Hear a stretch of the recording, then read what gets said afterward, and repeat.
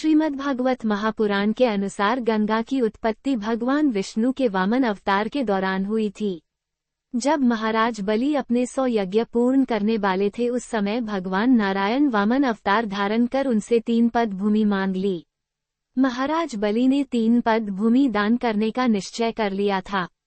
भगवान नारायण ने 3 पगों में तीनों लोकों को नाप लिया तो उनके बाएं पैर के अंगूठे के नाखून से ब्रह्मांड के ऊपरी हिस्से में एक छिद्र बन गया।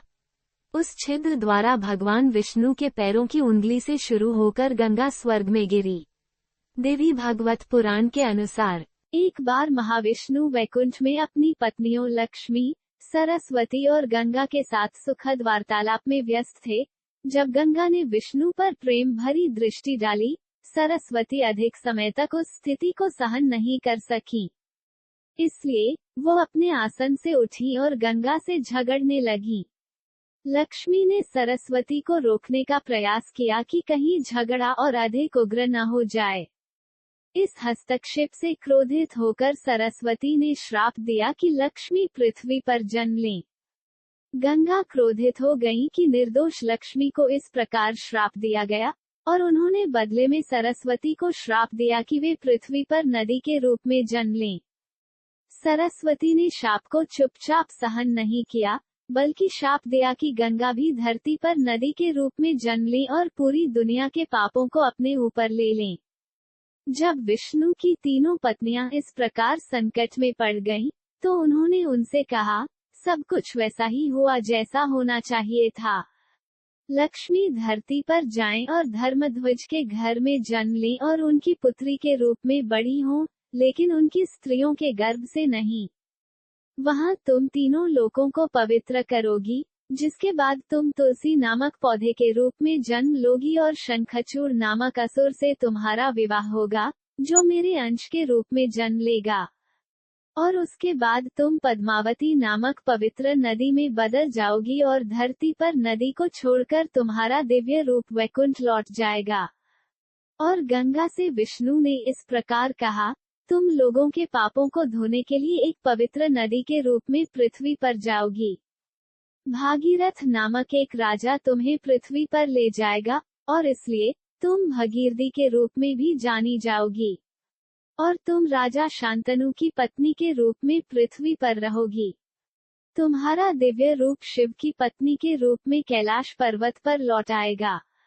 जहाँ तक सरस्वती का सवाल है, विष्णु ने उन्हें पृथ्वी पर एक नदी के रूप में जन्म लेने के लिए कहा।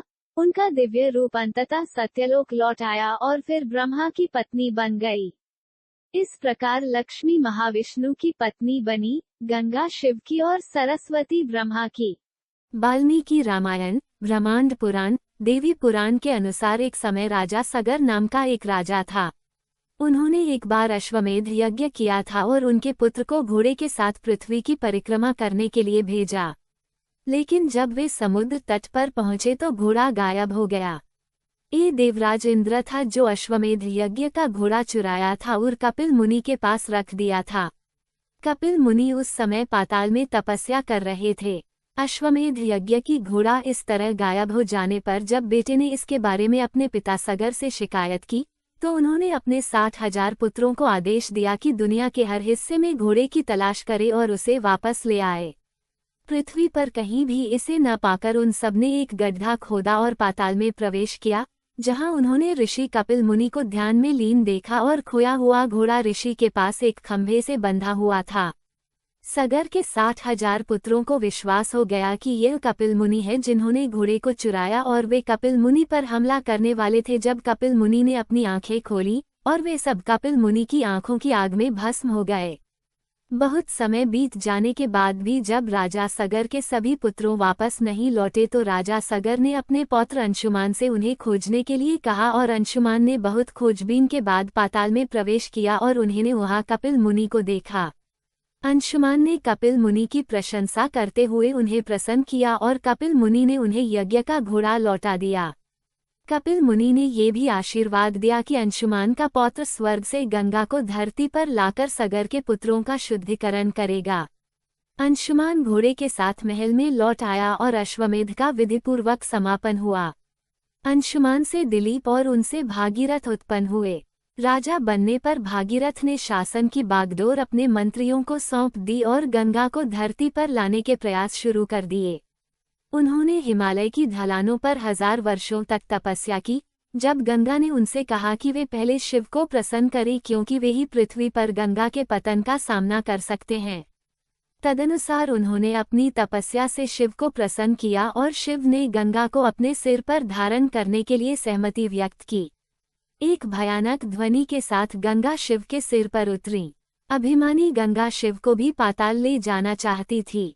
उसकी इस महत्वाकांक्षा को समझते हुए शिव ने उसका मार्ग रोक दिया, जिसके परिणामस्वरूप वो कई वर्षों तक शिव की जटाओं में भटकती रही और उसे कोई रास्ता नहीं मिला। भागीरथ ने फिर से तपस्या की और शिव को प्रसन्न किया, जिन्होंने अपनी जटा हिलाकर उसमें से कुछ जल धरती पर गिराया। पानी बिंदुसार में गिरा और 7 सहायक नदियों में बह गया। पहली 3 हलादिनी, पावनी और नलिनी पूर्व की ओर, अगली 3 शुकक्षु, सीता और सिंधु पश्चिम की ओर और 7वीं सहायक नदी भागीरथ का अनुसरण करती हुई चली। इस तरह वे बहुत दूर तक आगे बढ़े जब तक वे ऋषि जहनु के आश्रम तक पहुंच गए और अभिमानी गंगा ने आश्रम को पानी से भर दिया।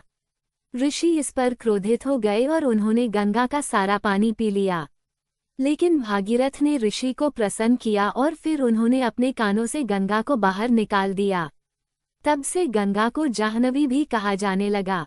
गंगा फिर से भागीरथ के पीछे पीछे चलकर पाताल तक पहुंची और सगर के पुत्रों को अपने जल से पवित्र करके मोक्ष प्राप्त कराया। दोस्तों, आपको ये वीडियो अच्छा लगा हो तो प्लीज़ इस वीडियो को लाइक करें, शेयर करें और मेरे इस चैनल को सब्सक्राइब करें।